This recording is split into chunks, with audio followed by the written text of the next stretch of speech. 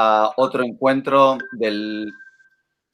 Bienvenidos al encuentro de ciclo de charlas, de debates actuales de la teoría política contemporánea. Esta vez a cargo de Nicolás Lavaniño. Es una de las luminarias de nuestro tiempo. Está su libro, Laberintos Verticales, se los recomiendo a todos, digamos, y nos va a hablar un poco de la relación entre la pandemia, las finanzas y la retórica de los números y las curvas. Sin más, sin further ado, con ustedes Nicolás Lavaniño. Bueno, muchas gracias. Gracias, Rick. Gracias a ustedes. Me hizo mucha gracia lo de luminaria. Luminaria también es como los artefactos, ¿no? Es el negocio de venta de luminaria, así que estamos bien. Bueno, gracias. Veo que quedé en contacto con Rick, digamos, desde el 2016, creo que fue, ¿no? Unas jornadas de debates en UNSAM, ¿no? Ya pasaron 4 años, bueno, a la pelota. Y bueno, ya desde ahí como que seguimos en contacto en algo que para mí es muy, muy estimulante y la verdad le agradezco. Estuvo también ahí cuando presenté el libro de relatos. Ahora viene otro, quédate tranquilo. Y bueno, siempre cada tanto me gusta mezclar o tomar elementos de lo que yo hago. Yo doy clases en filosofía de la historia, en la facultad, en la carrera de filosofía, en filosofía y letras de la UBA. Soy investigador del CONICET y trabajo en un marco de lo que sería el análisis del discurso y de los problemas epistemológicos en las ciencias sociales y en la historia, ¿no? Digamos, mi carrera de grado fue historia y después hice el doctorado en filosofía y ya quedé como enfermo de la cabeza entre filosofía y mucha teoría literaria o semiótica, lo que sea. Todo eso para perder tiempo en vez de escribir, que es lo que tendría que hacer, ¿no? O sea, lo que yo tendría que hacer es escribir ficción y cosas así, pero bueno, de alguna manera hay que sobrevivir y finjo que soy investigador del CONICET y elaboro cosas. En ese contexto hay cosas que me interesaba, que creo que algunas las vio Rick. Como tengo un cierto delay, soy de esas personas que todavía tiene un blog, tengo un delay cultural. Entonces opero un blog que se llama Nota 13, donde subo cosas como aquellas de las que me gustaría hablar hoy, y que en algún sentido se relacionan con el marco que trabajo, que es el marco de lo que en filosofía de la historia se llama narrativismo, y aplicado a las cosas más variopintas. Y una de las cosas que a mí más me gusta trabajar es el discurso, al menos en la esfera pública, el discurso de la economía. El discurso económico, cómo aparece, algunas figuras que se usan desde los emprendedores hasta la destrucción creativa, el imaginario de las crisis. Y la verdad, en este estado de excepción en el que vivimos, el coronavirus y las cosas que traen son maravillosas dentro del pasmo general que trae todo esto. Hay como mucha tela para cortar, ¿no? Y al menos querría mencionar 2 o 3 cositas antes de meterme en eso, ¿no? En el tema específico. A mí la verdad me fascina profundamente la necesidad que tenemos hoy en día de encontrar en el coronavirus un sentido, que esto que pasa es por algo, ¿no? Desde el verdulero hasta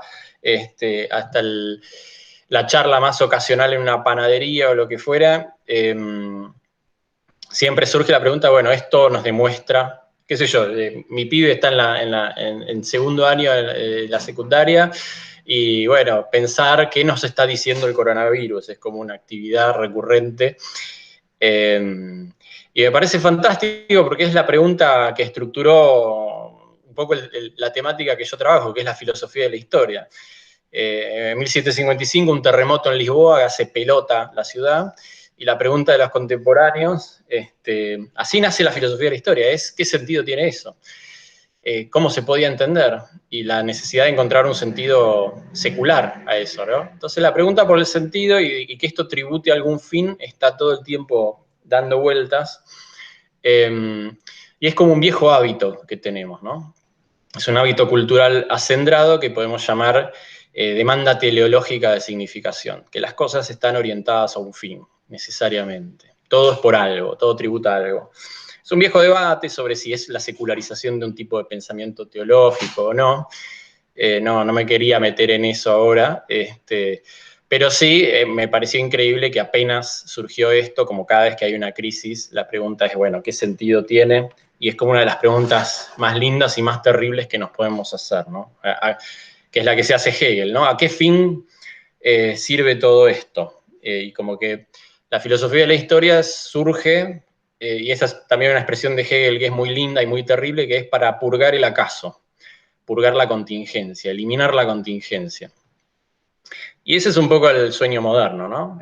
Lograr purgar la contingencia. Por supuesto, ya estamos medio curados de eso, o decimos estar curados de eso, y todo el tiempo venimos trabajando, sobre todo, supongo, desde nuestros respectivos marcos y lecturas y bagajes intelectuales, hay como una idea muy marcada de hoy en día, al contrario, valoración de la contingencia y del acaso y de... somos todos un poco nietzscheanos y un poco favorecedores de esa perspectiva genealógica supongo, en este pequeño tramo cultural o de la cultura, pero la intención dominante me parece que sigue estando, ¿no? Sigue dando vuelta en un sentido bastante más laxo la idea de que todo tiene que ser por algo. Entonces, bueno, en primera instancia me fascinaba del coronavirus esa cuestión de cómo se reinserta fácilmente en el discurso público, la cuestión del sentido y la finalidad. Y eso aparece, ese rebrote teleológico de que esto es por algo, esto es por el patriarcado, o por el capitalismo, porque comen pangolines, o porque los chinos, o por la globalización, o por lo que sea, la demanda de una explicación pronta y rápida emerge, y me interesa menos la respuesta que la necesidad de que una respuesta sea ofertada. Se está demandando y algo tiene que suplir rápidamente ese mercado de interpretación de alguna forma. Junto con eso, una cuestión que me parece que también tiene mucho que ver con lo que trabajo y me interesa, es cómo esta crisis lo que altera, y un poco, bueno, no sé si él lo pudo ver, digamos, yo había como, le dije, cuando él me preguntó sobre qué iba a hablar, yo le mencioné 2 trabajos míos. Uno se llama La larga sombra de la ficción monetaria y otro Cultura y explosión, leyendo a Yuri Lotman desde el coronavirus. Lo que esos 2 trabajos me interesa, que tienen que ver con el segundo punto, que me parece que el coronavirus o la situación contemporánea nos trae, es la cuestión de cómo este tipo de sucesos desde la contemporaneidad, cuando son percibidos por los contemporáneos como un desafío a los límites de lo concebible. Alteran los límites de lo concebible. ¿Quién se iba a imaginar hace 6 meses que íbamos a estar en esta condición, o hace 8, o hace 10? Me parece una figura muy interesante porque justamente es lo contrario de lo anterior, de la orientación a fines. Y es más, hay un mecanismo por el cual una cosa está en relación con la otra, que es, y que justamente está vinculado con la recuperación del último libro de Yuri Lotman, que se llama justamente Cultura y explosión.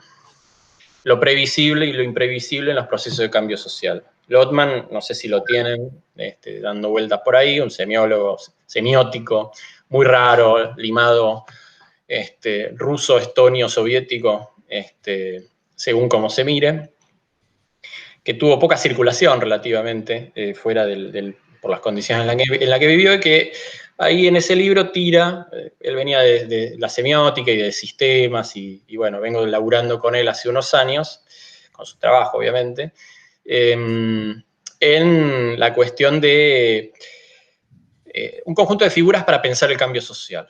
Entonces él tiene una imagen muy linda que es pensar los procesos de cambio social según una imagen que es la de un río en primavera, proceso previsible o trivial de generación de sentido y de dinámicas de lo social, donde hay un código, digamos, lo que le viene de sistemas es la idea de que los sistemas tienen códigos, esos códigos son reglas de transformación de un input en un output prefijado, ¿no? Esa trivialidad genera sentido, y esa es una de las formas de pensar la cultura. La otra, y esa es la que me... ¿sabes que no sé si es tipo... No sabría decir cuánto de eso hay, pero sí, la semiósfera es el concepto con el que termina estando muy vinculado él. No sé si Bifo lo menciona o no, a propósito de Lotman, ¿no? Pero la otra imagen es la de la explosión, la de una carga explosiva, que justamente es azarosa, como si fuera como pasó en Rusia, en la Unión Soviética, una mina que queda enterrada y que de repente, bueno, algún desprevenido va caminando y explota, ¿no? Es una posibilidad de sentido condensada que no tributa, y eso es lo importante, no tributa a ningún fin. Es un proceso explosivo de cambio imprevisible, que no sigue ninguna regla, que cambia el código. No destruye el sistema, destruye el código. Es decir, un sistema no es un todo orgánico y solidario, homeostático, de ajuste perfecto, etcétera, sino que es una totalidad autopoética, inestable, desequilibrada, crecientemente inestable y atravesada por un trabajo y una tensión. Y justamente la explosión, el modelo de la explosión y el modelo del río son como un espectro de posibilidades que van desde la extrema tensión a la trivialidad, ¿no? ¿Cuándo me tengo que callar? Estás silenciado. Porque, Matt, ¿querés coordinar vos? ¿Estamos llevando el tiempo? ¿Les parece 10 minutos más o 15? ¿Cuánto? Como te Sí, sientas cómodo. lo que haga falta, tampoco vamos. Tranquilo, no te estamos ok. persiguiendo. No, pues yo soy medio delirante y por ahí en una de esas me cuelgo hablando y, digamos, quiero estar tranquilo con el formato en el sentido de que, digamos, No te vamos a cortar. no. No, más que nada para ver con qué me meto, pero sí lo que me interesaba de esa contraparte entre explosión y río, que son imágenes, es muy bonito, todo trabajado con ejemplos de la literatura rusa. Bueno, a mí personalmente me llega mucho lo de Lotman. Es la idea de justamente, como también pasa en otro ámbito que trabajo, que es la teoría de la metáfora, cómo realmente no hay la generación de un ámbito de sentido que no tributa a ninguna finalidad. El sentido se genera, así como un buen chiste o una buena metáfora, no hay manera de prever la próxima metáfora, la próxima humorada, ni saber si va a funcionar o no. En ese sentido, como la evolución en un sentido darwiniano, tampoco tributa a ningún fin. Son mutaciones, cambios que se dan y que justamente trastornan el código de la cultura. Entonces, en ese sentido me parecía muy interesante pensar cómo el código de la cultura está trastocado por esto que pasa, obviamente desde las reglas de lo cotidiano, el trabajo y tantas áreas que se pueden analizar. Y a mí, por formación de la vida, de un interés que tuve en la economía desde muy pibe, una de las cosas que me interesa es esta modificación del ámbito del espectro de lo concebible en el discurso y en las políticas económicas. Cómo se trabaja el tema de la economía. Entonces, teniendo en mente, digamos, esa pregunta por la teleología, ¿a qué fin sirve esto? Y recuperando la idea de Lotman de que en ocasiones el código del sistema cultural se enfrenta a esa situación desconcertante en la cual el código se ve destruido y el output no replica ya ningún input, ninguna regla de transformación de un input dado, sencillamente porque el input está cambiando y la regla de transformación se deshizo. En ese punto, en la conexión que tiene con la teoría de la información y con otros vocabularios y otras jergas que están en Lotman, me parecía interesante, sobre todo por un mecanismo posterior, una vez pasada esta coyuntura, que a mí me parece muy interesante, que es que hay una especie de gozne temporal en el cual se divisa la posibilidad de concebir la explosión y las realidades alternativas a las que se abre una cultura que está cambiando el código, y cómo posteriormente, pasada la emergencia, se anuda un mecanismo retrospectivo de hilación, de narración de lo ocurrido, que niega ese carácter contingente. Es como que por un momento hay un vislumbre de contingencia, vemos las posibilidades alternativas de un desarrollo cultural dado, y posteriormente hay un mecanismo retrospectivo, figurativo diría yo, o figural en el sentido de Auerbach, que es otro autor que trabajo, en el cual eso se niega, aparece velado, aparece al contrario, nuevamente, después de haber visto el acaso, retrospectivamente volvemos a purgarlo. Y parece que todo ocurrió como debía ocurrir y según una regla de necesidad que simplemente, nietzscheanamente, se impone retrospectivamente, ¿no? Y se hace aparecer bajo el halo de la necesidad algo que en su momento, en el momento del gozne, supimos que era contingente, ¿no? Entonces ese mecanismo a mí me parece muy interesante y un área en donde me parece absolutamente fascinante, porque está lleno de goznes y después de pretendidas negaciones de esos acasos, es las políticas monetarias. La cuestión con y ahí es inevitable recurrir al concepto de ficción, que es lo que yo trabajo específicamente, que es cómo justamente a través de la ficción se delinea un concepto de realidad. El mayor problema con el sentido común respecto del concepto de ficción es que ficción es lo que es falso, lo que no es real. Ficción viene de Finger, etc. Y hay como tres teorías de la ficción, por decirlo muy por decirlo muy esquemáticamente. Una es la teoría de Bentham de las ficciones, que a veces son o necesarias o mentira, pero básicamente son, lo denomina en un momento, es muy divertido, una fétida ponzoña, la fétida ponzoña de la ficción, que el único motivo bueno que puede tener en Bentham es por una cuestión didáctica, digamos, ¿no? Uno enseña mediante ficciones algunas cosas que los párvulos podrían no entender, ¿no? La fetidez ponzoñosa de la ficción, bueno, esa es la variante negativa de la ficción, ¿no? Es lo falso, lo manifiestamente falso, mendaz, a sabiendas, y lo importante es que es lo no real.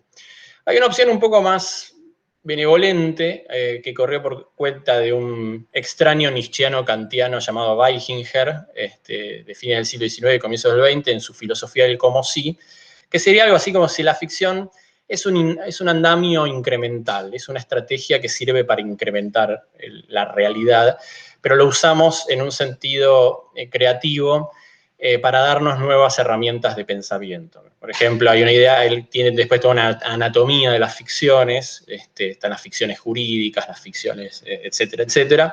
Y bueno, de alguna manera sirven para enriquecer nuestra ontología del mundo, social y no social. Y aunque tiene una mirada más productiva, el punto en el cual a mí Weichinger me resulta insuficiente es que depende todavía de tener claramente establecido el borde de lo real. La ficción incrementa nuestra realidad, pero tenemos ex ante un sentido dado de realidad sobre el cual la ficción opera, ¿no? La tercera forma de ficción que me parece la más interesante, y en todo caso es la que a mí me interesa propugnar, o la que me interesa hablar, se ve en algunos teóricos literarios. Por ejemplo, un canadiense que a mí me gusta mucho, un clásico que es Northrop Frye, que tiene un texto llamado La anatomía de la crítica, y una banda más de textos y otros autores. Pero en la teoría de la ficción hay una idea de que la realidad sería un subconjunto del dominio ficcional. Imaginémoslo como conjuntos, como diagramas de Venn. Tenemos un conjunto muy amplio de estructuras verbales que son ficciones. Las ficciones son modelos. Es ficción todo aquello que podemos concebir. De las cosas que podemos concebir, algunas son efectivas. Llamamos realidad a las ficciones efectivas. En ese sentido, es menos una relación de exclusión y oposición que una relación de inclusión y de limitación. La ficción no es lo que se opone a lo real, sino que la ficción es lo que permite que tengamos un concepto de realidad. Esto dicho muy rápido y mal, ¿no? Pero la idea era esa, tener una idea más productiva de la ficción, sobre todo cuando uno viene a tratar con un sujeto, un tópico tan complicado como el dinero. Porque ahí se ve productivamente, o como podría verlo en cualquier núcleo ideológico dado, la eficacia del dispositivo, ¿no? La magia del dinero es que hay... ¿qué es el dinero? Digamos, ¿no? En principio, y es muy divertido, por ejemplo, trabajar con un texto de un autor que se llama Mark Shell, que se llama Dinero, Lenguaje y Pensamiento, acerca, por ejemplo, de las desconfianzas y sospechas atroces que rodearon la introducción del dinero en papel, de la moneda billete, sobre todo porque permaneció establecer una tipología de los tipos de moneda que hay. Para nosotros la moneda de alguna manera sigue permaneciendo como lo que se llama dinero real. Es dinero real una moneda de oro que vale su peso en oro, ¿no? Simplemente está acuñada, está grabada, pero si yo la fundo y lo vendo, originalmente las monedas valían lo que valían aquella sustancia que componía al ítem. Por supuesto, nuestro dinero no es así. El dinero real, también se podía engañar con el dinero real, se podía establecer monedas de baja ley, se podía alterar el producto, etc. Y eso ponía en movimiento lo que se conoce como la ley de Gresham, que es la circulación reiterada, el incremento de velocidades y la circulación de la peor moneda. Un poco nos pasa a nosotros cuando nos sacamos de encima los pesos para tratar de retener supuestamente la buena moneda que vendría a ser el dólar. Ese tipo de pensamiento de que la moneda vale lo que la sustancia, lo que... por un montante similar a aquello que la conforma como una sustancia estable en el tiempo, se complejiza un poco cuando dejamos de pensar en términos de monedas de oro y pensamos en dinero, que en realidad es una nota que eventualmente podría ser rescatada si uno va al banco y la cambia por metálico. La introducción del dinero en papel implicó un incremento de la masa monetaria y supuestamente era deuda emitida en notas, pero que tenía una contraparte en metálico. Esa idea, por ejemplo, del patrón oro, la libra o el dólar, que tienen una cantidad de reservas dadas para rescatar la totalidad de los billetes emitidos porque está el metálico ahí. Eso se llama dinero representativo. Está el dinero real, está el dinero representativo, y hay un tercer tipo de dinero, que es el que nosotros vivimos, el único que conocemos de 1971 en adelante, que es el dinero fiat, el dinero fiduciario, que es dinero sin contrapartes, ¿no? Es dinero que no es... sí, Bitcoin y cualquier creación monetaria, digamos, para nosotros los argentinos el dólar parece funcionar como la sustancia de la que estarían hechos los pesos. Entonces esperamos que todo lo que se emita como pesos sea rescatado por una cantidad de dólares. Eso es simplemente una limitante del pensamiento que sigue creyendo que el dinero representa cosas, ¿sí? Uno puede creer que la moneda expresa a través de alguna teoría del valor, alguna relación social, y tiene una teoría metafísica del valor, o uno puede creer que hay una teoría representativa del dinero, en la cual el dinero simplemente es un quantum, una teoría cuantitativa del dinero, en relación con los bienes. Entonces el dinero representa una cantidad de bienes. Esas son narrativas del dinero. Yo diría que son casi las únicas narrativas convincentes del dinero que hay, pero son patentemente falsas. Y son patentemente falsas porque desde 1971 el dinero es creado por medios puramente dinerarios, monetarios, y el dinero no es real en el sentido de que no, obviamente por su sustancia, si quemáramos los billetes no tendríamos ningún precipitado que nos permita vender las cenizas del dinero por un montante similar. El dinero no es una nota de rescate, por lo tanto no es un pasivo, es un pasivo contablemente, pero no hay ninguna contraparte en la hoja de balance de los bancos centrales que se precian de serlo. Es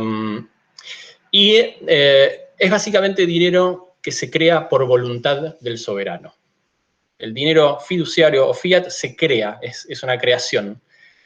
inmotivada, que simplemente responde a la voluntad de establecer una determinada cantidad de circulante. La masa monetaria no está en relación ni a los objetos del mundo, ni en relación con las reservas dadas de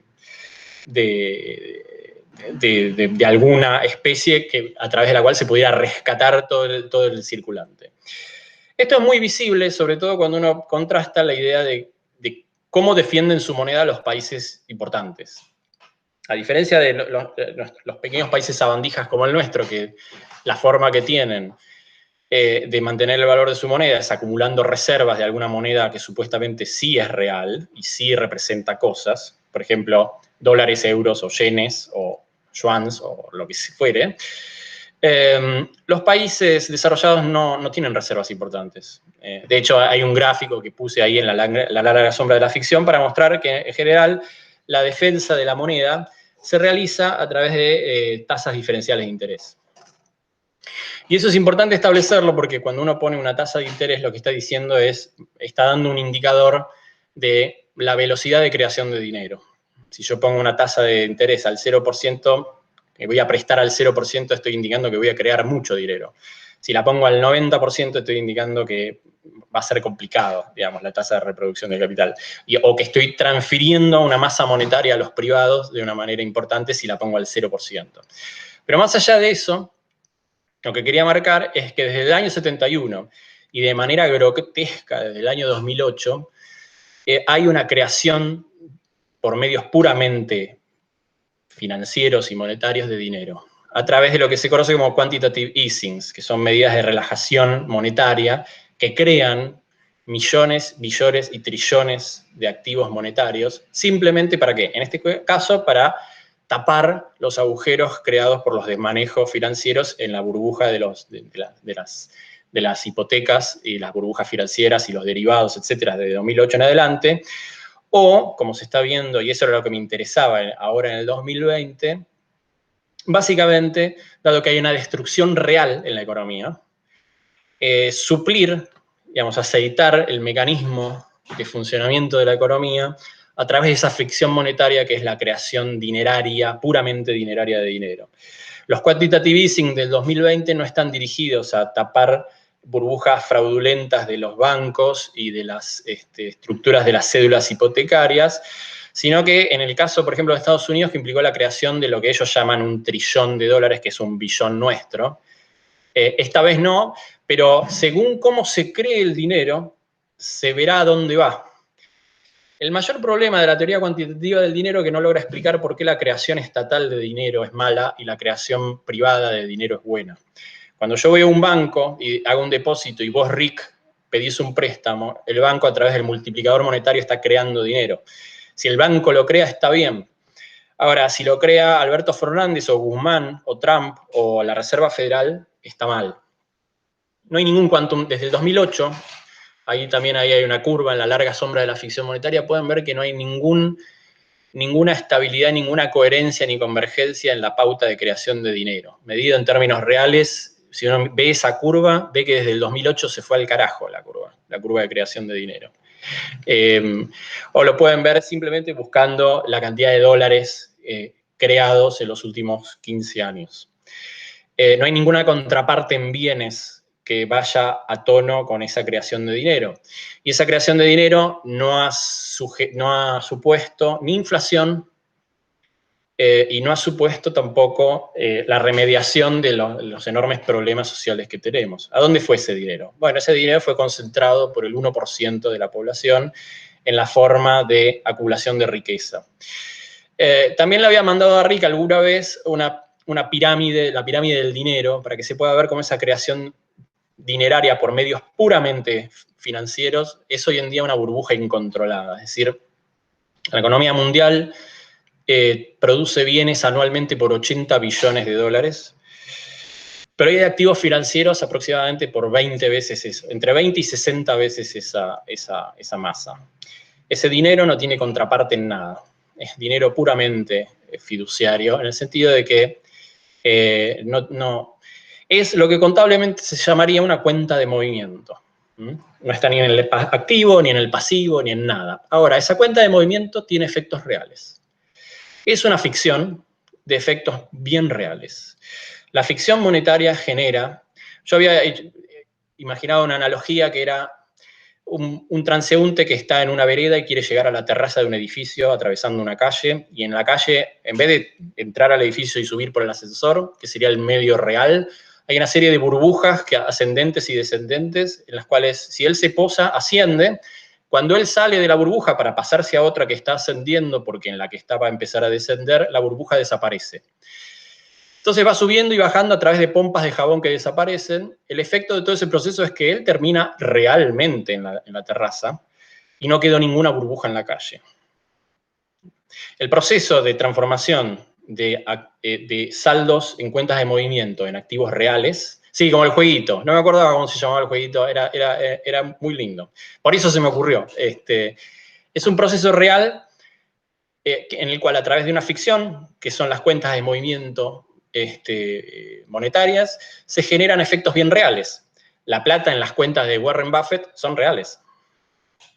Los saldos a través de los cuales se especula BlackRock contra las diversas divisas y monedas y políticas económicas son reales. Se generaron a través de medios puramente ficcionales. La ficción en este sentido, ¿qué es? Es la delimitación de los sentidos de lo concebible. ¿Cómo es concebible que se genere el dinero? El dinero se genera hoy en día, nos parece que es inconcebible que el dinero lo emita el soberano, el Banco Central. Está mal, porque se lo van a chorear y etcétera, etcétera, ¿no? Si lo emite un banco a través de préstamos fraudulentos, no respetando las cláusulas de encaje, o a través de apalancamientos masivos, está bien. Entonces, en ese punto, lo que me interesaba marcar es como esto que es sabido, la idea de que, bueno, como diría Mrs. Robinson, Joan Robinson, que es una heroína de la teoría y la filosofía de la economía para mí, una keynesiana de izquierdas, digamos, a la hora en la que queman las papas son todos keynesianos, a la hora en la que todo se incendia, de repente los resquemores metafísicos acerca del quantum y del nivel del dinero desaparecen, porque si no todo cae en pedazos. Alguien tan poco interesante desde el punto de vista del pensamiento como quienes dirigen hoy en día la Reserva Federal y Trump en general, van a tener que emitir una cantidad enorme de dinero, enorme. Nunca se vio paquetes de estímulo de esta manera que no estén dirigidos a tapar el pantanal de negocio financiero, ¿no? Por distintos motivos la Argentina también debería hacer eso, no lo está haciendo ni lo va a hacer porque acá hay una aprensión muy grande hacia la emisión monetaria como un remedio para atender diversas situaciones. Pero los diversos países a través de los paquetes financieros que están haciendo, que tienen, por ejemplo, alcanzan dimensiones de aproximadamente entre 15 y 20 puntos del producto del PBI, la Argentina el esfuerzo es muy modesto. En tanto permanezca atrapado en la retórica del déficit fiscal, el equilibrio, el ajuste y la deuda y todo eso, hay algo que no se va a hacer y es utilizar plenamente el dispositivo ficcional del dinero para atender a algo que es realmente importante, que es generar transferencias a los sectores asalariados para que sostengan a través de la demanda agregada el consumo, que es hoy por hoy la enorme mayoría de la economía, ¿no? Y eso que lo saben todos, no se puede hacer por esta traba que hay en la manera de concebir el recurso dinerario, ¿no? Un poco eso era lo que quería decir, cómo está santificado, cómo toma el aspecto de un código, es un código cultural, es un código que se hace ver bajo el halo de la necesidad, que el dinero cumple y se crea de determinada manera y tiene ciertos efectos. Eso es una ficción. Nos vela la posibilidad de concebir las cosas de otra manera, se sacraliza como una forma de la realidad, y es una entre otras, es una de las formas de pensar a lo largo de la historia que ha tenido el dinero, así como en su momento estaba el pensamiento en torno al dinero real, después el dinero representativo, es darnos cuenta qué quiere decir que el dinero es fiduciario en un sentido estricto, ¿no? Nada, eso, un poco la idea que tenía era eso, como el coronavirus establece un momento crítico de Gosnell, que seguramente en la medida en que esto pase, va a tender a ser negado. La racionalización posterior de todo esto tendría que ser que esto nunca pasó. Nunca creamos trillones de dólares de la nada y no generó inflación. Ahora, si emitimos 10.000 millones de pesos mugrosos para atender a los jubilados o al CONICET, eso ya es un 80% de inflación y se va a la mierda todo. Bueno, esa es un poco la idea que tenía por detrás. Gracias. Muchas gracias, Nicolás. Muy buena la presentación.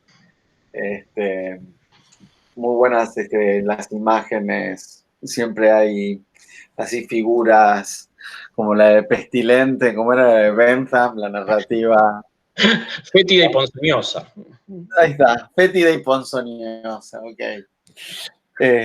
Son varios registros cognitivos eso, ¿no? Bien. No sé, ¿alguien quiere hacer una pregunta, algún comentario, arrancar? Yo no sé si para ver qué pregunta hacer, pero no sé si vos ya tenés alguna pensada, Rick. Claro que sí, pero quería, obvio. Dale. Arrancamos y... Pero les dejo el turno, si nadie quiere. Tengo un Arrancá, Ricky, y luego sí. Bueno, uno de los comentarios, yo vengo siguiendo tu trabajo hace tiempo, esas entradas de blog que son como un paper de Resperato doble ciego, ¿no? Y es tipo una entradita, tiene más referencias bibliográficas. Bueno, el tema de que el software que se utiliza para ver la pandemia, ¿no? Como vemos las curvas y todo eso, que es un software financiero, ¿no? Entonces, digamos que están utilizando las mismas herramientas para, digamos, ver la realidad financiera, para ver la realidad de la pandemia, por decirlo de alguna manera. Y hay como una transferencia retórica de, bueno, que vos también haces mucho referencia a esta, la retórica de los números, ¿no? Como esas figuras geométricas, matemáticas, tienen, digamos, una función de tropo, ¿no? Argumentativo. Y lo que me pareció muy curioso y pensé en vos esto cuando me enteré que usan el mismo software es decir, que es básicamente una función financiera, digamos, exponencial y eso por otra cuestión, vos después ahí desgranalo por donde quieras, esto que mencionás, que hace años venimos con un 0% de tasa de interés, ¿no? Es decir, que ya veníamos explotados hace tiempo, si querés, desde el 2008. Desde el 2008 venimos como tratando de inventar guita para tapar el hueco del 2008. Ahí también tenés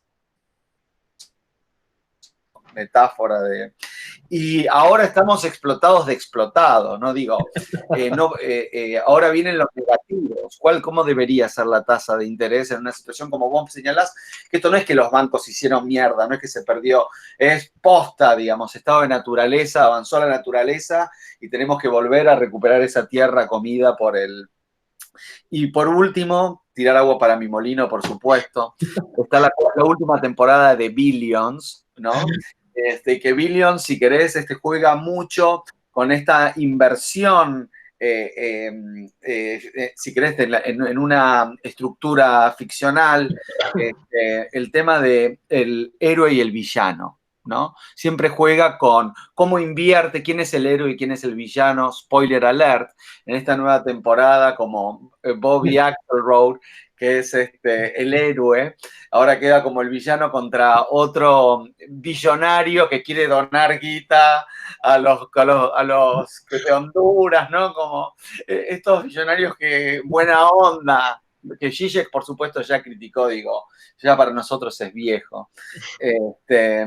Y nada, digamos que... Y vos ahí mencionaste algo, como esta figura del héroe y el villano está en la generación pública y privada de dinero, ¿no? Digamos, si la genera básicamente, y como vos decís, es retrospectiva, que era el héroe o el villano, yo no me acuerdo, digamos, le vengo perdiendo... Esos son mis comentarios, básicamente. De Billions tiene algo buenísimo, que es, si Bobby o el otro, la que se abre de Bobby, la chica, Alex era, ganan trillones en alguna movida, en alguna opereta, a través de un corto que sale bien, una orden de un trabajo para hacer que un título baje, ¿no? De valor, y ganan, son unos genios bárbaros. Y no se cuestionan la utilidad que pueda tener eso, cómo se genera riqueza, cómo se generan saldos. Lo importante es la generación de saldos financieros por medios puramente financieros. No tienen, en términos de Marx, del DM de prima, la M ya no es necesaria. Eso que parecería un imposible. Podemos pasar de D a D prima a D segunda, etc. Y el medio de pensamiento es el mismo. Son, por ejemplo, en el caso de las curvas, Rick, que era muy divertido. ¿Por qué es preferible para algún tipo de pensamiento una pandemia veloz que rápidamente baje? Digamos, que tengas un pico agudísimo y después se mueran todos. Porque el área, ¿qué es lo que mira un economista? El área que te delimita la curva entre los ejes X e Y es menor. Una pandemia que tiene menos muertos es mucho más larga y el P por Q, digamos, el X por Y, te va a dar más. Entonces, un pensamiento, entre comillas, económico racional, va a mirar el área y va a decir, loco, bueno, muéranse pronto, rápido, y pasemos a otra cosa. Lo que pasa es que es insostenible. En la esfera pública eso es insostenible. Decir, bueno, si se mueran todos, preferentemente mayores de 75 años, mueran pronto, tengan a bien morirse sin molestar y sigamos produciendo. Es complicado. ¿Pero por qué? Porque haces las cuentas y da así. O sea, una pandemia de 10 meses con pocos muertos, desde el punto de vista de la maximización del ingreso de corto plazo, es mucho peor que un pico como el que tuvo Estados Unidos y o del que ahora está saliendo Europa. Entonces, y todo eso a propósito de que, bueno, a propósito de formas ficcionales de concebir las cosas, donde esa concebibilidad, digamos, genera el tipo de efectividades que vivimos, que son los mundos en los que vivimos realmente, ¿no? Una cosa es la eficacia de esa ficción en Italia y otra cosa es la eficacia de esa ficción como la puede estar llevando en este momento, no sé, algún país más razonable. Eso nomás. Bueno, yo tengo un par de preguntas. No, muy, muy interesante. Estaba pensando, o sea, digamos, el último criterio que diste para sustentar o pensar la relación entre ficción y realidad o lo real era el criterio de efectividad. No, y ahí la pregunta es, digamos, no tiene en tanto efectividad toda este sistema autopoyético en el cual hoy el dinero no tiene ningún tipo de anclaje en la realidad y se autorreproduce. ¿Dónde está el límite a esa efectividad? Es decir, se puede seguir, porque, digamos, es cierto que las crisis hacen, las crisis es como el amor, ¿no? Tienen una mezcla de contingencia y de destino, ¿no? No, de casualidad nos encontramos, pero estábamos destinados a encontrarnos. Una cosa decía que sería así. Y en ese sentido, digamos, las crisis económicas, pienso en 2008, por ejemplo, dan por lo menos la sensación de una especie de agotamiento de la efectividad. Y esto va a la siguiente pregunta. ¿Existe alguna narrativa por fuera de este marco? Pienso, por ejemplo, voy a poner dos ejemplos. A raíz de la crisis de la actual pandemia, Alberto, una de sus posturas al respecto es, bueno, es el momento para salir de la especulación financiera y volver a una economía productiva, que entiendo implicaría, y eso lo afirmo después de escucharte, implicaría un cambio también en la relación con el dinero, ¿no? Si la salida es una vuelta al productivismo, implicaría también una salida al dinero fiduciario, por así decirlo, donde represente valor productivo. Sería incluso otra moneda, si se llegara hasta esas últimas consecuencias. Y hay otra narrativa, también obviamente no hegemónica, ni con el grado de articulación de la economía financiera de hoy, pero tiene que ver con la idea de economía social, ¿no? Con repensar las relaciones económicas desde otro lugar, incluso desde fuera del productivismo. Entonces ahí tienes, además de estas narrativas hegemónicas, que sin duda son las que marcan la globalización, el orden mundial, la pregunta sería por alguna opinión tuya sobre estas narrativas alternativas, digamos, ¿cuál es el límite de todo esto? No sé si me expliqué. Sí, sí, perfecto, perfecto. Muy interesante. Una cosa respecto de lo efectivo, ¿no? Que es como dentro del espacio de lo concebible, lo efectivo es lo real. Pero hay más en lo real, digamos, hay más en lo concebible que en lo real. Solamente algunas de las cosas que concebimos ocurren. La efectividad se nota mejor en otros idiomas, pero es lo que en alemán sería lo wirklich, digamos, lo operante, lo que tiene la capacidad de operar e incidir en la realidad. Y eso no lo podía decir acá, digamos, por una cuestión de tiempo. Creo que en general, como en el amor, el límite lo pone el otro. Es decir, uno puede querer mucho a otra persona y uno puede querer sostener teorías del destino manifiesto, pero está el otro que te dice, che, pará la rosca que te está yendo de mambo, o yo no lo pensé así. En este caso, el otro es el otro social que le pone un límite a eso, y para eso tiene que concebir una alternativa, tiene que disputar sentidos. Es decir, parte de lo que a mí me interesa es la disputabilidad de los sentidos de realidad a través del mecanismo ficcional en situaciones retóricas. La retórica es el arte de la disputabilidad de sentidos. Vos me decís que el dinero representa esto, yo te digo que el dinero es fiduciario. Esto y lo otro. Un sentido que para mí estaría bueno disputar, entre otras cosas porque ya efectivamente ocurre así. Es decir, hay algo que no se puede enunciar como discurso, pero en la práctica es así, que es, y que creo que hay un núcleo muy, muy denso que se pone en movimiento hasta con reacciones histéricas cuando se lo enuncia, porque toca un núcleo muy sensible de la propia identidad, que es que no nos animamos a desenganchar de todo los ingresos monetarios de la tríada utilidad, merecimiento, producción. Utilidad, ¿no? Hace un tiempo trabajando con el concepto de utilidad. El concepto de utilidad es uno de los conceptos más inútiles de la teoría económica. Es un concepto circular. Un poco de vuelta en el libro Filosofía de la Economía de Robinson hay como un análisis de esos problemas. El marginalismo tiene suerte y es porque pelea contra algo anterior, que son las teorías metafísicas del valor. Y en ese sentido se escapa permanentemente todo el tiempo de la cuestión de las disposiciones marginales o las propensiones subjetivas, etcétera, etcétera. Pero el concepto de utilidad sirve para una única función, que era intentar destruir cualquier teoría objetiva del valor. Y sin embargo, después cuando te tienen que decir que algo es útil o no, te lo hacen en base a una teoría objetiva del valor, o una teoría objetiva de la contribución a lo que fuere. Es decir, para un Menger, o para un Jevons, o para un Marshall, las teorías objetivas del valor eran una pedorrada.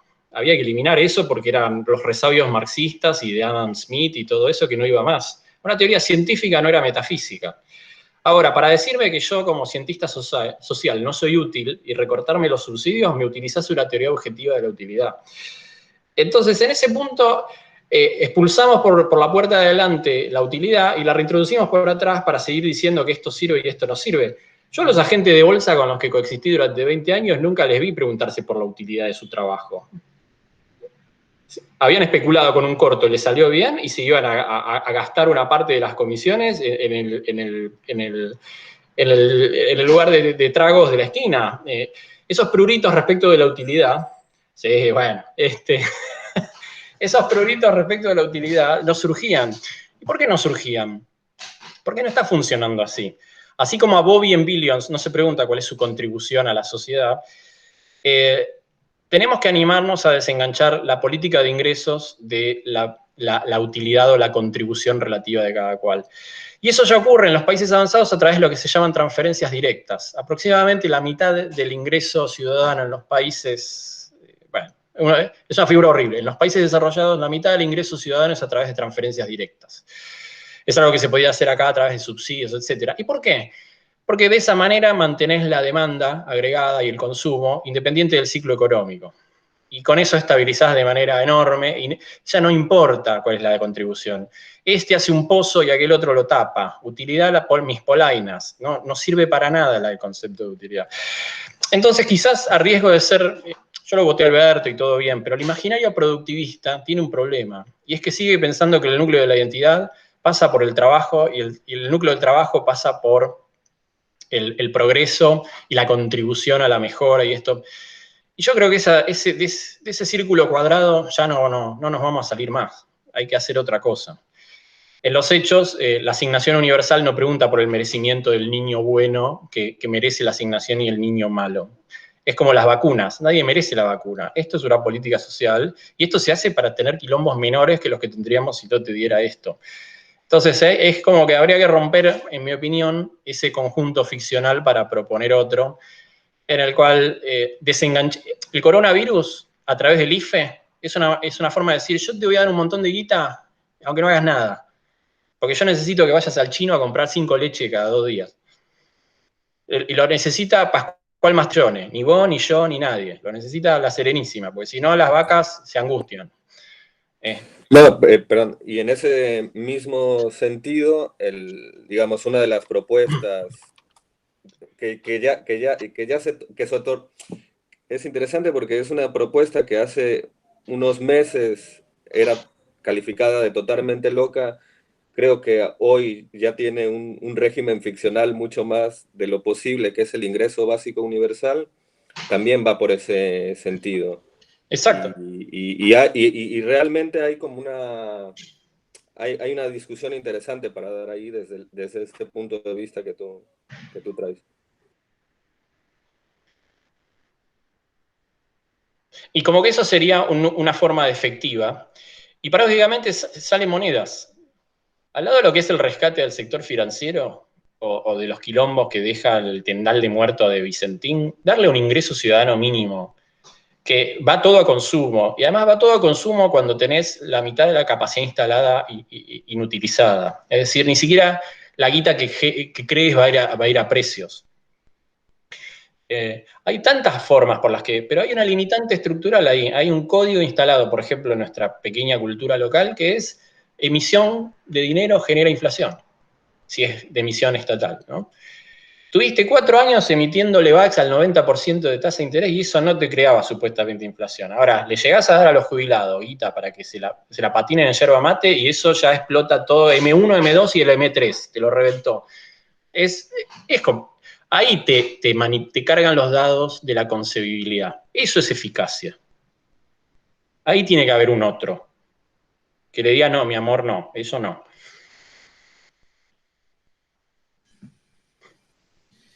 Bueno, trato de intervenir con algo. Yo iba a preguntar algo relacionado también con respecto de estas formas de ingreso universal ciudadano, que es, digamos, una de las propuestas que se vienen discutiendo en realidad hace más de 20 años y se está implementando de a poco en algunos países de lo que llamamos el mundo desarrollado.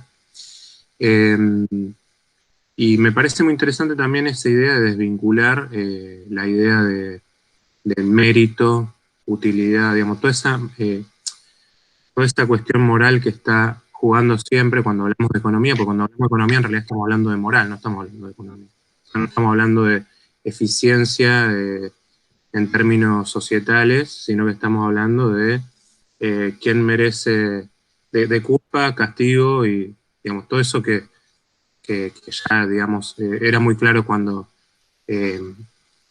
Nietzsche hace su genealogía de la moral, claro cuando después, por ejemplo, lo retoma Lazarato para hablar de de la deuda como un mecanismo fundamentalmente de dominación y de moralización y de subjetividad. También, digamos, interesante, bueno, yo no tengo mucha lectura, digamos, sobre la teoría económica en general y mucho menos por fuera de los estándares que se dan en una facultad, pero, por ejemplo, el laburo de antropología económica que hace David Graeber también me parece interesante en el sentido de que muestra justamente esto, ¿no? Cómo el dinero, digamos, primero bueno, que la moneda desde su origen es deuda. En segundo lugar, digamos, la idea de que en realidad esta, esta moneda no es algo que viene después de un intercambio de trueque, sino que el trueque como tal, digamos, es algo muy raro. Digamos, desde hace 5.000 años de esta parte, que se introducen las primeras medidas monetarias y de contabilidad en Mesopotamia. El trueque es algo que se da solamente en situaciones excepcionales donde se desploma, digamos, el dinero que circula o bien los con los cuales se está en potencial situación de guerra, y de ahí toda la antropología del Kula, de Malinowski, o del Potlatch, digamos, todo este tipo de intercambios que son de tipo más que tienen que ver más con el prestigio que con la ganancia económica. Y ahí, digamos, lo que me pregunto es ¿por qué es tan imposible para nosotros, digamos, incluso con toda la cantidad de teóricos críticos que existen, digamos, por qué esto no parece tener ningún efecto sobre el imaginario que se produce de la ciencia económica? Digo, ¿por qué no puede haber, digamos, no pueden disputar el sentido común también respecto de lo que implica el dinero, implica la economía? Y, digamos, por otro lado, también, bueno, preguntarte, digamos, si toda esta idea de creación de una moneda alternativa, por ejemplo, en ciertas zonas eh, digamos, lo que serían los commons, los comunes monetarios, ¿no? Que han empezado a surgir también en las últimas décadas, como formas también de independizarse de la moneda estatal, del dinero estatal, que a su vez está conectado con la militar, digamos, con toda una serie de cuestiones que están en el origen del dinero soberano. Bueno, ¿qué opinión te merecen ese tipo de experiencias y qué opinión te merece también bueno, la otra gran alternativa, entre comillas, que se suscitó en los últimos años respecto de otra moneda no estatal que sería las criptomonedas, y donde, digamos, en última instancia ese papel de validación lo cumple el propio protocolo técnico, algorítmico, digamos, y que también tiene que ver con una especie de confianza o de intersubjetividad algorítmica, una subjetividad, pero digamos, interoperabilidad algorítmica, no sé cómo llamarlo, que produce efectos reales, digamos, en ese marco monetario. Y por último, la otra pregunta que te querría hacer, mucho más banal, digamos, es respecto de la emisión, digamos, por ejemplo, ¿no? Hoy la emisión monetaria, efectivamente, digamos, comparto totalmente la idea de mi básicos conocimiento de economía, que, digamos, si se usa para que esa plata llegue a los sectores que tienen una propensión marginal al ahorro nulo, digo, no va a generar inflación. Digamos. Distinto es cuando llega a los sectores que tienen una alta propensión marginal al ahorro, eso va a ir al dólar, va a ir a otras cuestiones, digamos, que no le sirven a la economía en este momento. Y también, digamos, estoy de acuerdo con cuestionar ese imaginario fordista, productivista, al cual ya no tiene sentido volver. Pero de todas maneras, digo, cuando esa idea de ponerle plata en el bolsillo a la gente, cuando, digamos, nosotros dejamos de producir un montón de cosas, digamos, no termina siendo un factor digamos, de promover la demanda de China, por ejemplo, ¿no? De trabajo chino en detrimento de las posibilidades de nuestro propio aparato productivo. Y en todo caso, ¿cuáles serían los efectos económicos y sociales para vos de eso, ¿no? Porque yo, digamos, justamente, desde un punto de vista amoral respecto a la economía, estoy totalmente de acuerdo. Por mí que se cierren toda la fábrica y démosle plata a la gente. El problema es si eso no nos terminaría, digamos, subordinando aún más a quien sí efectivamente produce esos bienes que consumimos.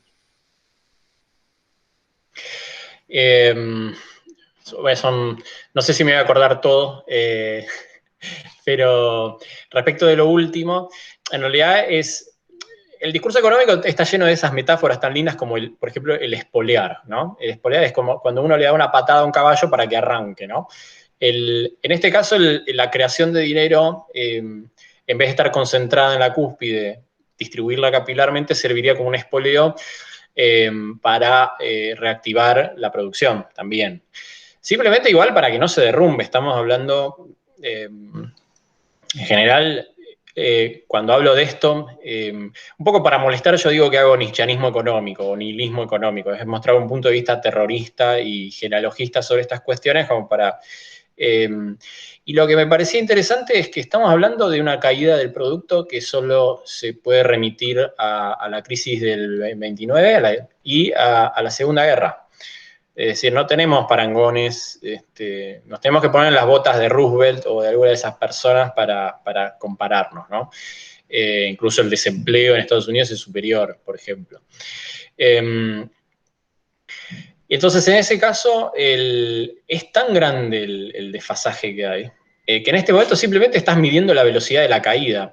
Un ejemplo de algo de Rick, en este momento, y al mismo tiempo hay tanta creación dineraria, en este momento hay un negocio en el que incurriría Bobby, Rick, que es los bonos a tasa negativa, donde simplemente arbitras entre bonos a tasa negativa. Hay un bono, tomás un bono que tiene una tasa de rendimiento negativa del 5% y después te metes en otro que tiene una tasa negativa de 1,5%. A través de dos negatividades producís un positivo. Eso es interesante, es decir, cómo podés arbitrar incluso entre descalabros. La ganancia financiera arbitra incluso entre descalabros, transforma en positividades las negatividades más absurdas y sigue creando valor. Entonces, en ese sentido, me parece, es totalmente antiintuitivo, pero está ocurriendo. Yo el problema que encuentro en muchas contestaciones al universo marginalista es que parecen remitir a un universo metafísico o ontológico anterior. Es decir, para rebatir a los malditos marginalistas nos vamos a una teoría de la sustancia y del valor. Para estar en contra de la especulación financiera nos vamos al universo cristiano católico de la producción y la comunidad organizada. Todo bien, yo te voto para que se vayan estos, pero estamos... cuento dos cosas. Ocurre dando algunas discusiones en relación con el papel de la ciencia en la sociedad. En el 2016 había toda una serie de campañas de decir, financien la ciencia porque yo investigo el cáncer, ¿no? Esa es como la idea de que el conocimiento tiene que tributar alguna utilidad más o menos directa, etc. Y yo lo que decía es, hay dos respuestas posibles a por qué me tienen que pagar. Una es porque yo sostengo la demanda agregada. Páguenme porque yo después esa guita voy y la gasto en pizza, en lo que sea, y mantengo la economía. Soy el que hace un agujero en el pozo. Es decir, los ñoquis, incluso, aunque fueran totalmente inútiles, cumplen una función central en la economía. Se depilan como todos los demás, toman café como todos los demás, consumen porno como todos los demás, etc. Entonces, en ese sentido, dejen de pegarle a la gente que no contribuye en nada productivamente, aunque seamos cientistas sociales, ¿sí? El cartelito sería, oigan, yo sostengo la demanda agregada. Y segundo, dejen de pensar teleológicamente el conocimiento. La investigación básica no es investigación aplicada. Entonces, dejen de buscar productividad en incluso espacios de interacción humana no orientados a la productividad inmediata. La investigación básica no es investigación aplicada, no sirve a una teleología del conocimiento. Uno investiga porque investiga. Entonces, en ese punto, es tan difícil sostener eso, lo tenemos tan incrustado, que veo difícil, no veo a nadie disputando esto en la esfera pública. La contestación al SEMA es desde la comunidad organizada. Entonces, es muy difícil intervenir en ese debate. No porque yo tenga un problema ni con el SEMA ni con la comunidad organizada, pero creo que son ontologías sociales que se mantienen como si fuera dinero real y dinero representativo en un momento de dinero fiduciario. Hay que hablar con Bobby, no hay que hablar con la UIA en este momento. Después el resto, la economía, el 90% de las transacciones, el dólar, por ejemplo, lo fijan 5.000 tipos, 5.000 personas físicas y jurídicas en Argentina, ¿no? Eso se puede manejar de otra manera. Una vez que desactivás la metonimia de los mercados y la idea de que los mercados son impersonales y hay un vuelo a la calidad, etcétera, etcétera, eso tampoco lo veo disputado. Podría ser interesante en el caso de Vicentín, si eso se abriera un poco, digamos, ¿no? Laburé 20 años en un estudio contable. Es increíble la cantidad de recursos para la ficción contable que hay. El dinero es deuda, pero no hay pasivo sin una contraparte. El dinero es deuda y lo importante del dinero fiduciario es quién acredita algo. De ahí viene Fides. Es interesante en los mecanismos cuando cae el medio monetario y se dan los clubes del trueque, es la acreditación. Esto vale porque tal lo acredita. No hay pasivo sin una acreditación. Y lo interesante y lo desconfiados que somos, casi diría religiosamente, hacia el hecho de que uno puede autoacreditarse. Yo acredito esto. Si no viene santificado por Dios, por el Estado, el Banco Central o lo que sea, no vale nada. Hay cierto miedo al relativismo y al solipsismo, mal entendido, que está detrás de esa desconfianza hacia lo que nosotros podemos acreditar por nosotros mismos como comunidad, digo, ¿no? Entonces, la Argentina no puede acreditarse a sí misma porque no se puede dar moneda, tiene que descansar en el dólar. ¿Y los yanquis qué? ¿En quién acreditan algo? Entonces me parece interesante pensar eso. El dinero es deuda, pero no hay deuda sin un activo. La deuda es para algo.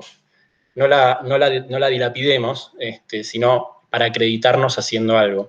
En general, la deuda, originalmente la justificación moral de la deuda era que era un compromiso solidario intergeneracional. Era el futuro compartiendo parte de los costos de la ejecución de las cosas de infraestructura que ellos también iban a beneficiar. Entonces había una justificación moral de la deuda porque en el 2100 van a gozar nuestras centrales nucleares, ponele, ¿no? Entonces tomo deuda. Si no se rompe con esa matriz metafísica de la culpa por la deuda y la incapacidad para acreditarnos por nosotros mismos, va a ser difícil pensar esto de otra manera. Tal vez somos más modernos y más cristiano deudores de toda esa metafísica culpógena de lo que creemos. Incluso con algo tan íntimo, ¿no? Como lo que tenemos en el bolsillo, si lo tenemos.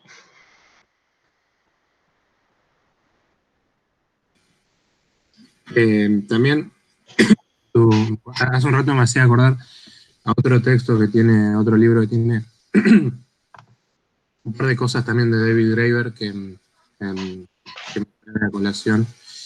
Una es que él tiene un libro que se llama Trabajos de Mierda, que no sé si lo conocen, pero él, digamos, cuenta que hay como más de la mitad de la gente considera que sus trabajos, si desaparecieran, el mundo sería igual o mejor de lo que es actualmente. Que la función a la sociedad es absolutamente nula y que son trabajos que por lo tanto podrían desaparecer y ser totalmente automatizados sin que nadie sufriera por la desaparición de ese trabajo, ¿no? Y ahí de nuevo aparece esta idea de que, bueno, entonces, ¿por qué tenemos que sostener estos trabajos de mierda? Bueno, ahí también opera todo. Berger igual romantiza, porque él es profesor, digamos. No hay nada romántico en ser profesor. Ser profesor es un shit job. No nos engañemos.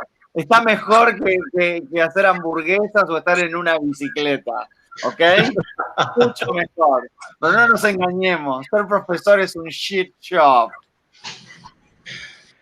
Bueno, de acuerdo a su definición no lo sería porque, digamos, justamente es un trabajo que puede hacer algún tipo de diferencia y no es meramente, digo, él dice, bueno, por ejemplo, nadie recuerda con cariño o 30 años después al tipo que te vino a, no sé, cobrar un impuesto, pero sí recuerda al profesor de la primaria que te hizo amar la literatura, por ejemplo, qué sé yo. Bueno. Y ahí, digamos, el acento está puesto no en el productivismo, sino justamente en la cuestión de los efectos que produce también sobre la subjetividad. Bueno, en definitiva, ese era, digamos, un poco... Y otro texto que él tiene que a mí me parece que interesante, digamos, para pensar esto de que vos hablabas de la ciencia y cómo la ciencia, digamos, al haber cambiado totalmente su lógica, también tratando de demostrar por un lado su utilidad y por otro lado tratando de demostrar que merece ser financiada, ha llevado a una situación en la cual todo aquello que nosotros, la ciencia ficción, por ejemplo, soñaba como realidades efectivas para nuestra época, no se realizaron. Dice, bueno, todo lo que la ciencia ficción soñó a fines del siglo XIX se realizó a mediados del siglo XX. Viajes a la Luna, vuelos ultrasónicos, etc. Y dice, el avión que más rápido voló fue en el año 1968, creo, digamos. Después no hubo, digamos, un avance en ese sentido. Dice, bueno, él relaciona directamente esto con una crisis del imaginario, pero también con una crisis de las instituciones científicas, ¿no? Cómo, digamos, justamente esta lógica de que la ciencia debe servir para algo inmediato, digamos, que puede ser demostrable dentro de un año, tenga que volver a pedir financiamiento y me evalúen, digamos, llegó a la destrucción total de esa capacidad inventiva que tenía la ciencia, incluso la ciencia aplicada, a mediados del siglo XX, con estos grandes proyectos además ligados a la economía de la guerra y todo eso, pero grandes proyectos donde no estaba en juego, digamos, simplemente la evaluación que me van a hacer el año que viene. Pasa esos grandes proyectos misioneros, digamos, ¿no? De misionar, llegar a la luna, qué sé yo. Eran una gran maniobra de crédito. Nos autoacreditamos que vamos a hacer esto. También hubo una gran generación de un espacio de acreditación y de reconocimiento autogenerado.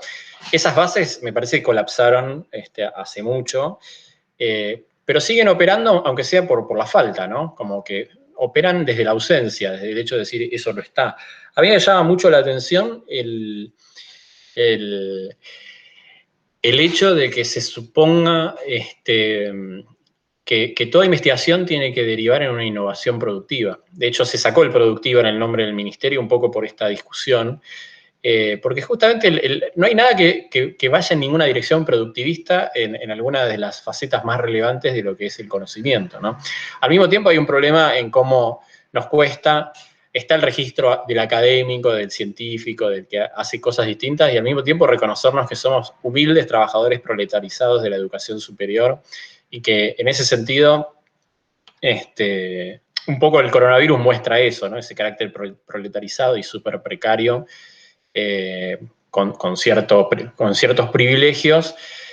Pero no hay que olvidarse de eso. La educación superior es parte de la teoría de la clase ociosa en Veblen, digamos. Es un sistema de reconocimiento asimétrico basado en el dispendio, en el lujo, en el reconocimiento diferencial de un bien de prestigio, de un bien posicional.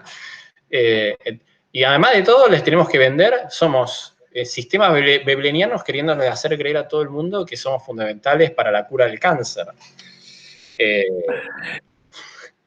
Es como, y trabajadores proletarizados, tenemos todo encima, tenemos el indicador de prestigio, las universidades medievales, el señorío feudal, el trabajo proletarizado, tenemos un sancochado de... Somos burócratas kafkianos, básicamente, tipo, tenemos que, la sociedad del espectáculo, tenemos que hacer nuestro pequeño espectáculo de que vamos a la ley, de que funcionan las instituciones, pero me equivoqué de carril, no importa, seguimos viéndote, man. Y quizás de a ratos deberíamos preguntarnos, ¿no? En la sociedad ideal, ¿va a seguir habiendo mierda y va a seguir teniendo que haber necesidad de alguien que la palee cuando se tapone la cloaca? ¿Quiénes van a ser los destapadores de cloacas de la utopía? Digo, la utopía supongo que va a ser una ciudad y va a tener cloacas. Bueno, ¿quién las va a destapar cuando se tapen?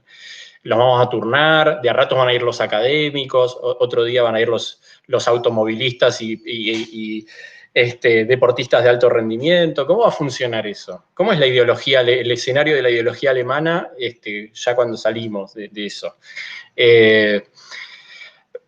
¿No? Digo, me parece como que hay una incomodidad que persiste y que yo al menos, para utilizar la analogía con el dinero, veo que es una discusión entre gente que sigue anhelando lo real, el dinero real, contra gente que sigue anhelando, que pretende defender los privilegios del dinero representacional, apalancándose en arbitrajes entre diversas representaciones. Y creo que hay que dar un paso más, que es ver cómo se rompe con esa dinámica. Hoy en día el discurso de derecha, algo que tienen las criptomonedas, es algo interesante en la autoacreditación de la soberanía monetaria, el hecho de que... Pero hay algo riesgoso en el peligroso enfoque antiestatal, en entregar tan rápido el Estado al otro, y hay algo peligroso en la idea de que es un puro algoritmo. El algoritmo está programado, el algoritmo se hace. No existe en términos sistémicos o semióticos, los códigos son fijos o no fijos. Los códigos entregan outputs triviales o no triviales. Y entregar todo a una especie de soberanía de un algoritmo, de un puro algoritmo, es una mala idea. Las resistencias me parecen interesantes, siempre que no degeneren como en el régimen de los falansterios de Fourier, ¿no? En comunas apartadas que se terminan pareciendo más a películas de Herzog que a alternativas sociales, ¿no? Pero... hay algo interesante en que eso se pueda pensar, aunque sea. Si me permitís una intervención, no que mientras hablábamos gané dinero, subió el Bitcoin. Yo digo, en realidad utilizo esa expresión por, digamos, caló fuerte esa como lógica o razón de la especulación, digamos, en todo. Y, por ejemplo, bueno, a mí me gustan las criptomonedas y el arte, digamos. Con esto de la pandemia se puede morir un artista y hasta ganar guita, ¿no? Digamos, como... Y más allá de, digamos, está esta cuestión de la especularización en la valorización de los bienes. Está este caso de WeWork, ¿viste? La compañía que evaluaron en 15 mil millones de dólares, y, ¿no? Digamos, y que, por ejemplo, también tiene algo que ver con lo que vos decís en el tema de la utilidad. Y, por ejemplo, me causa gracia Cabify, que dice somos 0% en emisión de carbono, ¿no? Porque tengo que pensar qué es lo que realmente hacen. Porque imagínate que vengan unos extraterrestres y vos seas el CEO de Cabify o de Uber, ¿no? Entonces, los aliens te preguntan, ¿vos qué haces? No, bueno, hay un montón de autos que ya existen y un montón de gente que ya... Bueno, ¿y qué haces vos? No, bueno, yo pongo un coso y tengo un par de oficinas. No, pero no termino entendiendo, digamos, ya existe todo. Y vos que hiciste, no, unas líneas. No, pero un código, además, ¿no? Digamos, no, unas cosas que escribo. No, pero, ¿entendés? Digo, ¿cuál es tu...? Y sin embargo, soy la compañía más grande, ¿no? ¿Entendés? Soy un monstruo de la economía y mi contribución a todo eso, y que genero, digamos, me separo. Y esta cuestión de la especularización en lo que valen las cosas, y nada, digamos, la realidad de que justamente todas las actividades que son más parasitarias, ¿no? Las que generan menos valor, ¿no? Los que generan códigos. Los que generan códigos hoy, la compañía más cara del mundo es un código, es Amazon, ¿ok? Digamos, hasta subcontratan los depósitos o whatever, ¿no? Lo que sea. En fin, esta ficción sobre la generación de valor. Pero ustedes se acuerdan, no sé si se acuerdan, una propaganda fue en el 2016, creo que era el Banco Santander, que mostraba gente haciendo ejercicio en cualquier momento del día, como diciendo, ¿y esta gente qué hace? Y eran como vos, Rick, estaban ganando guita con las LEVAC porque el banco eran, no me acuerdo cómo era, si eran aristócratas o ¿cómo? Corredor de media tarde. Sí, exacto. Era gente haciendo step o running en días hábiles y estaban valorizándose. Y según la narrativa apropiada, eso estaba muy bien. Ahora, si vas a financiar a unos que les cerró la roticería de acá a la vuelta y los tienen que mantener 5 meses, porque si yo, esos no son aristócratas financieros, son los hijos de puta, choriplaneros que hay que matar. Entonces, según la narrativa apropiada, y es porque no tenemos el valor de hacer como Hugh Grant en Un Gran Chico, no sé si se acuerdan. La riqueza, el código es la herencia, básicamente. La mitad de la riqueza se hereda por tener el valor. El tipo había heredado del abuelo las regalías de una canción de navideña, ¿no? Y en un momento era un taca-taca. Y en un momento tiene el valor cuando le pregunta a una chica con la que quiere salir, dice, y la verdad no hago nada. No hago nada. No hago nada de nada. Y tiene un pasar de lo más espléndido, etc. Cobraba el aguinaldo, cobraba las regalías de la canción de mierda esa, y es como que preferimos, hay pequeños empresarios, dueños de pymes que han dicho, prefiero cerrar antes que cobrar un subsidio del Estado. Prefiero la crisis antes que el IFE. Tenemos que tener el valor, para mí, de decir eso, ¿no? De decir, no hago nada, prefiero no... Es importante socialmente que yo haga nada. Pero es irrenunciable eso por ahora. Pero sí, se puede ganar dinero. Espero que hayas ganado mucho, Rick.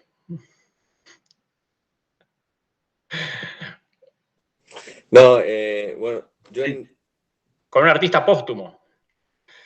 No, todavía no maté ningún artista, por suerte. Esa es una forma de agregar valor rápidamente. Yo en 15 minutitos me tengo que ir, pero Dale. Me pareció muy interesante el... Perdón. Sí. No, iba a decir que me pareció muy interesante el enfoque. Además lo siento muy... Yo participo en el Centro de Estudios en Historia Conceptual y trabajamos con un enfoque así medio terrorista genealógico. Porque si devuelves la contingencia de esas construcciones, surge la pregunta, bueno, ¿por qué no optar por alguna ficción más, más copada? Entonces está muy bien y nos viene faltando alguien que trabaje economía, porque hay gente que estudia derecho, conceptos políticos, pero la economía siempre ha sido como un déficit, así que está bueno saber que hay alguien en esa línea. Y en ese sentido, me llama la atención también la fecha, creo que habías dicho 1970, ¿no? En la ¿El cual... Bernonoro? 71, sí. Porque, digamos, esta cuestión del neoliberalismo, que a veces se suele utilizar ya como un concepto que describe cualquier tipo de maldad, pero también es cierto que fue un cambio político, económico, un verdadero cambio de código muy, muy importante. O sea, me llama la atención no es una coincidencia, ¿no? Pero que sean esos años donde ese código cambia. Y en ese sentido, bueno, salir de esa ficción, y coincido también con la crítica al productivismo, es una cuestión que tenemos que debatir con un colega, justo hace unos días lo estábamos jugando con eso. Él proponía pensar un justicialismo para el siglo XXI, y lo que decía era que parte del desafío es pensar, bueno, qué posición tenemos en relación al productivismo, ¿no? Que parece ser como una bandera ahí de nostalgia, y que parece medio atravesada, parece anacrónico, francamente, por todos los cambios. Entonces, lo que sí me parece, en ese mismo sentido de pensar la simultaneidad del código neoliberal, que era código en lo económico, código en lo cultural, código en lo político, código en lo social, la desaparición del concepto de sociedad, que la otra vez también hablábamos con los chicos, también pensar otro código en lo económico va ligado a pensar nuevas formas de organización. Eso me parece también interesante porque coincido en esta reivindicación del goce y de la pereza, pero también hay que pensar en qué tipo de organización social y política permite el ocio como un derecho. Es decir, falta esa pata. Entonces, nada, era como un llamamiento a que la respuesta, la salida del código también pasa por esas otras formas de organización. Bueno, sí. Me acordé con lo de la historia conceptual, que un poco lo que hago viene como de una disciplina hermana. Por un lado, en la historia conceptual está como en la historia de conceptos de Koselleck, trabajar con Blumenberg en la metaforología, la idea de que antes de cualquier concepto tiene en su raíz una base metafórica. Es el cristalizado de una metáfora que hoy en día parece rigidizada, como diría Nietzsche, y sacralizada por la convención y el uso, y sigue circulando. Ahí viene el componente monetario, circula y pasa, como la moneda, ¿no? No es objetada, y eso es lo importante, es la fuerza, como en la moneda, la fuerza legal que tiene. Yo no puedo negarme a recibir los pesos, a diferencia de los créditos de un club de trueque o lo que sea. La fuerza legal, el poder que tiene el Estado es el carácter vinculante, normativo que tiene. Entonces, cualquier nueva subjetividad y modo de interacción, estaría que bueno que pueda retener eso, esa capacidad vinculante, porque si no se pierde, se entrega demasiado. Y en algún sentido, quizás lo vería más como una radicalización de lo que hay que como una oposición. O sea, creo que hay que extremar este hecho de que hay que terminar de romper con el encadenamiento entre productivismo, identidad y lazo social. El lazo social que genera un ingreso no puede pasar por ahí. Cada vez que alguien que me interesa dice, no, porque el trabajo es el principal articulador social, yo tengo ganas de tirarme por la ventana. Porque creo que eso es lo que no hay que decir. Claro, Cuando los trabajos son una mierda, o cuando la mitad del trabajo no existe, o cuando lo que sea, no puedes decir eso. El sentido de identidad no puede venir por ahí. Incluso en Argentina, por ejemplo, por eso para mí hay algo interesante en todo esto de la economía popular, la economía social, porque incluso desde ese punto de vista se desligó de la identidad trabajadora, ¿no? El desocupado, y se volcó hacia el cooperativismo, bueno, todo eso que para mí ahí hay un montón de prácticas interesantes para pensar, pero que no están articuladas teóricamente en un sistema comprensivo que las abarque, digamos. Habría que ver, porque coincido con lo que dices, el trabajo, no se puede decir que el trabajo es el gran articulador social. La pregunta es entonces, ¿qué? Y ese es ahí donde hay un vacío, que me parece que explica buena parte de las nostalgias del pasado. ¿Cuál es ese? Bueno, está bien. Intuitivamente algo nos dice que ya no es el trabajo, pero entonces, ¿qué? Digamos, el neoliberalismo tuvo una respuesta para eso. Es el mercado, el consumo, todo. Creo que es una buena pregunta para hacerse ahora que estamos reflexionando sobre los futuros, ¿no? Sí, la verdad que sí.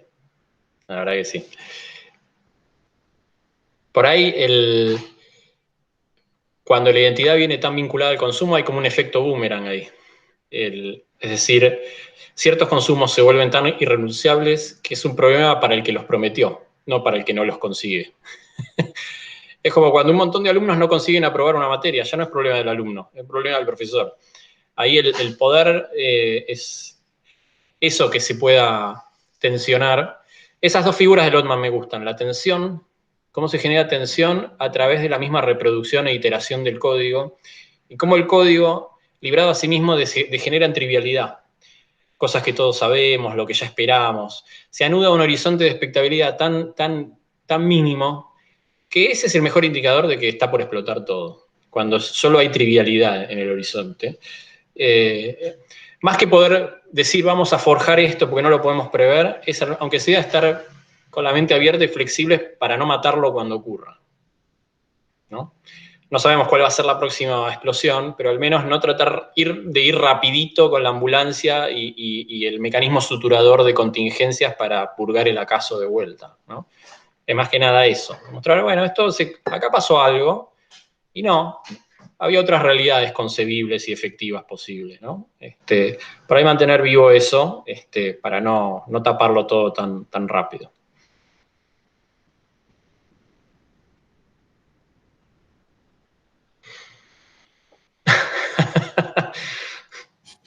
Matt, ¿alguien quiere decir algo? ¿Les parece que ya estamos? ¿Quieren hacer un último comentario para cerrar?